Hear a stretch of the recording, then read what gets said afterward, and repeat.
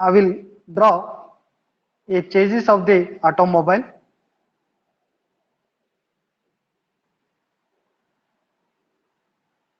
So this is the body, where in the rear it will be connected with the wheels. These are the rear wheels.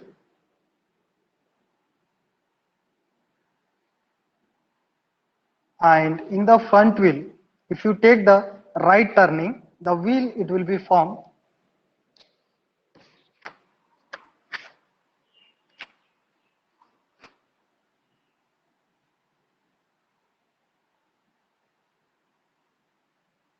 Okay, and second wheel,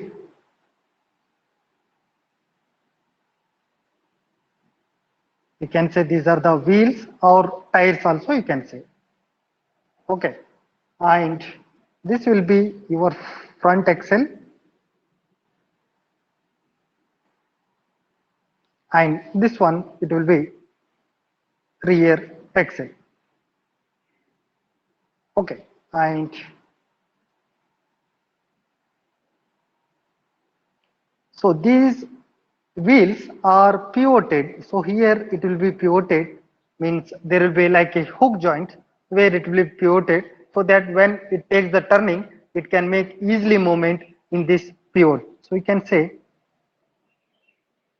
pivot. In all the corners, it will be pivoted so that it can take smooth turning. Okay, so now let us say some numbering here. AB will be the link for the front wheel, and will indicate PQ are the link for the rear wheel, and the base will say this will be the wheel base, where we'll indicate the size wheel base, let us say B, small b, and for the rear axle the element distance will say a small a. Okay, so we can say this is as wheel track. Okay, so now there will be one general equation for to prove the steering gear mechanism. So that is where cot phi minus cot theta is equal to C by B. So you can understand what is the C. C is the, here, no, this will be A. We'll say this will be A. A is the, it is the center distance from one wheel to the another wheel. That will be A, and the rear axle distance we'll say C. Okay, so B, C by B. So this, you have to prove that this equation it satisfies the conditions. Okay, so always we have to remember any steer gear mechanism that should prove the this condition. Cot phi minus cot theta is equal to C by B. Now we will prove in this equation, in this video, how we will obtain this equation. Okay, so let us say these are the inner wheels, this one and this one will be inner wheel, and these two are the outer wheels. Okay, this one and this one will say outer wheel. Okay,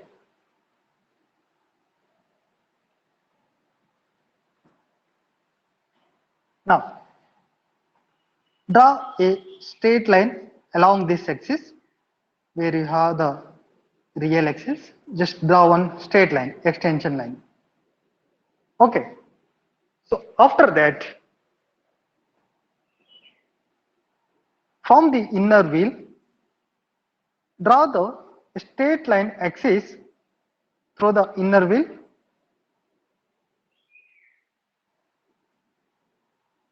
and in the inner wheel the axes are meeting at this point. Okay, inner to inner. So these two axes are meeting at this point. And also in the outer, if you draw,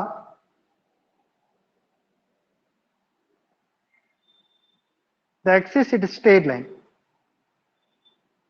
Okay, so again this point also meet at the same point. They are intersect at the same point. So that point we called as the instantaneous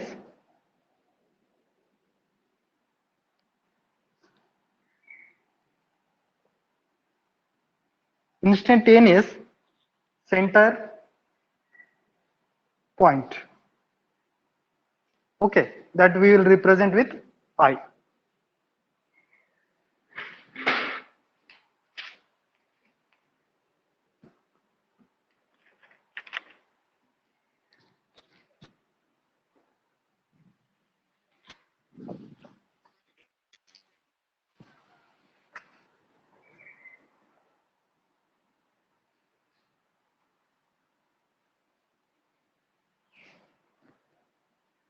Okay, so again the angle made by the inner wheel, we will represent this one. Okay, these are the inner wheel. This angle, it will be inner wheel. So angle made by the inner wheel, we will indicate as theta, this angle, and the angle made by the outer wheel will indicate as phi. Okay, now you got these two ideas, phi and theta. Okay, so these are the phi and theta. So the inner wheel, it is making the larger, right? It is making the larger angle, and outer wheel, it is making the smaller angle. Now, to avoid the skid or to avoid the slippage of the automobile, always it should be this inner line and the outer wheel axis that should meet at this point. Okay, then only the condition of the steering gear mechanism, it will be satisfied. Okay, always we have to remember it should meet this condition.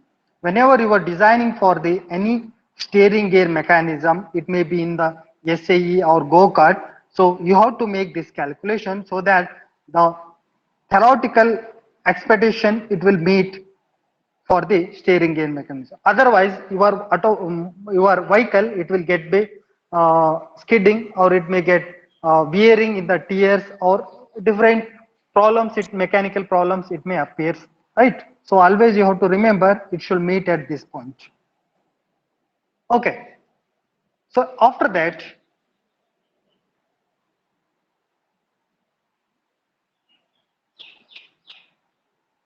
draw one vertical line from this instantaneous center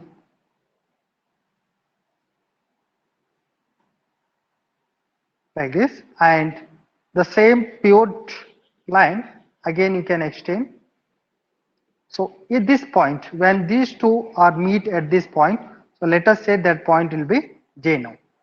Okay, so if this is the angle for the theta for the inner wheels, then it will be same here also, the same angle, that is theta, and for the outer, whatever the angle which you have taken here, the same angle will be reflected at here also, that is phi. Okay, now you will have the two triangle elements. Okay, so one, it will be I, B, J, that is the triangle for the inner wheel, and for the outer wheel, I, A, J. So you have the two triangles. Now we'll say the triangle 1, first we'll take the triangle 1, the triangle with I, B, J. This is a one triangle. From this triangle, let us consider what is the cot value, because this is the equation, right? So let us take what is the cot value here from the trigonometry, where cot phi is equal to, okay, angle is, sorry, theta is be cot theta. So cot theta is equal to, it is the, if you take this rectangle triangle from here, then it will be bj by ji. Okay, so bj by ji. So this will be your cot theta. Okay, now let us say this equation number 1. Now from the same similar triangles, another triangle, as I said you, I, A, J. I, A, J. So here, what will be your cot phi? So because the angle made by here, it is phi. So cot phi. Again, it will be the distance of AJ by again JI. AJ by JI. Okay. So now, what is AJ? AJ will be the this total distance. Okay. You can write the AJ by taking as AB plus BJ. Okay, in the similar way you can write AB plus BJ also you can write. So same manner I will write AB plus BJ by again, so this is not JD, it will be JI,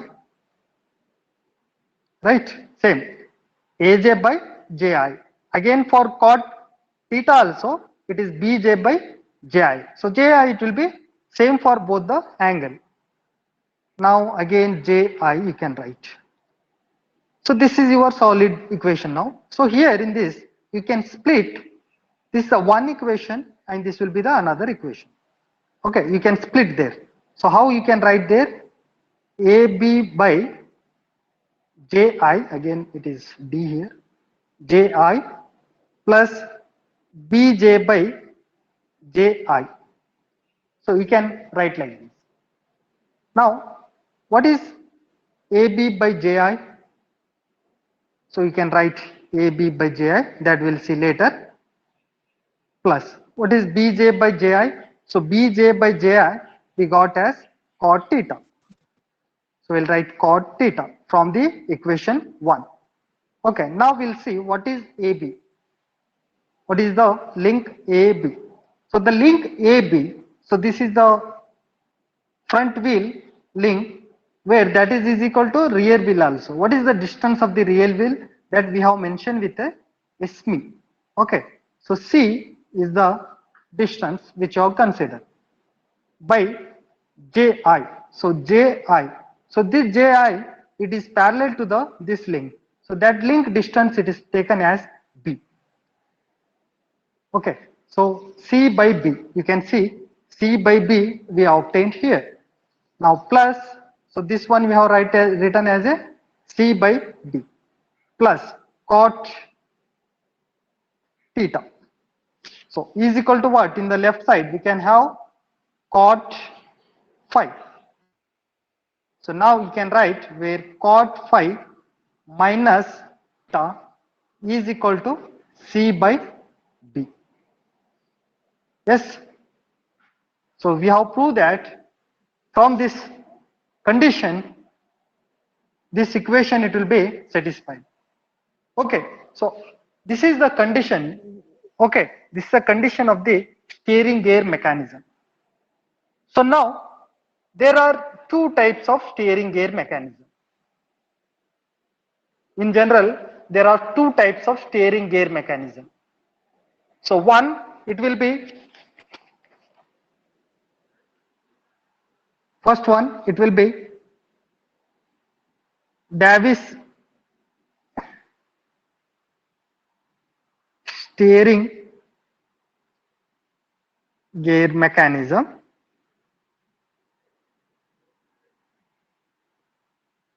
And the second one, it will be Ackermann's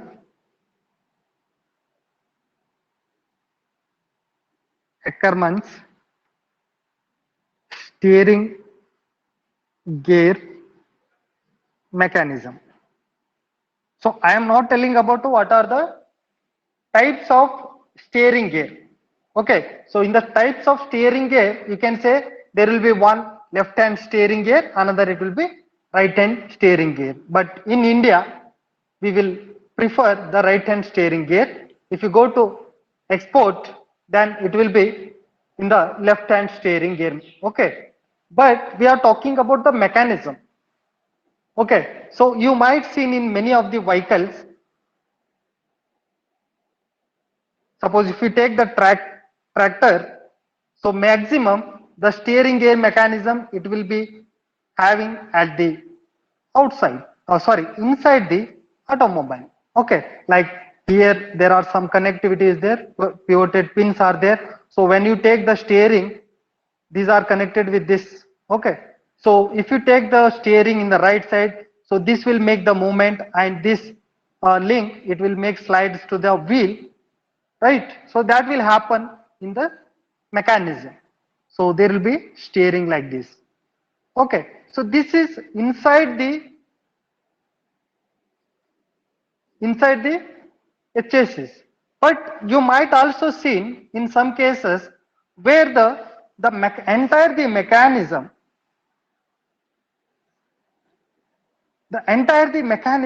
it is involved outside the steering gear mechanism. Okay, so here the steering will be provided, the whatever the mechanism which is involved, so all these mechanism it is in front of the front wheel. Okay, so here it is behind the front wheel, and here in front of the front wheel. Okay, that you have seen, I think, in either it may be in the car or tractor, you can make the difference. So these you can find. Okay, and if you go to any export vehicle also, there the mechanism generally it will change based upon their requirements and the conditions. They will be involved in these two mechanisms. So now we'll understand very clearly what is the Davis steering gear mechanism and what is Ackermann steering gear mechanism. Okay, so in practical, both the gear mechanisms are used based on the, it may be different factors, it will maybe country wise, and may be based upon the manufacturer, and based upon the different features they have used this mechanism. Okay, so we'll understand very clearly about these two mechanisms, and it's very important as a mechanical engineer to analyze and to make the study about these two mechanisms. Okay, so in the next class I will explain both the steering gear mechanism and Ackermann steering gear mechanism, and what is the difference between these two, that also we will understand with a neat sketch. Okay, so in the next class we will study about these two. Okay, so in this class, just it is the condition how the steering gear mechanism to be satisfied this equation. Okay, in both the Davis mechanism and Ackermann mechanism, it should be satisfied this condition. Okay, this is a basic condition where any of the mechanism should be satisfied this condition. Okay, so hope this class was helpful for you. So we will meet in the next class about the types of steering gear mechanism. Thank you all.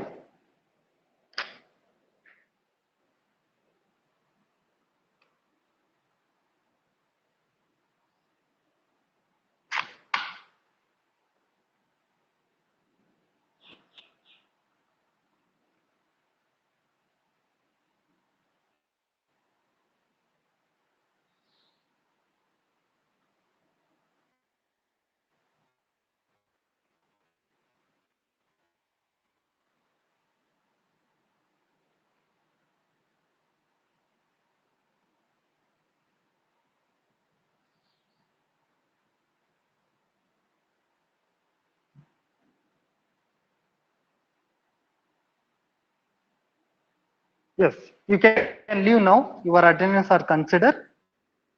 Thank you, one and all.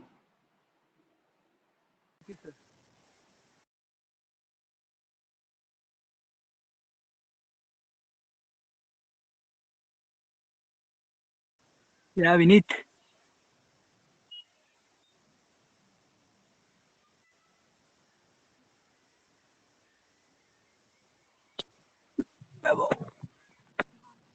No.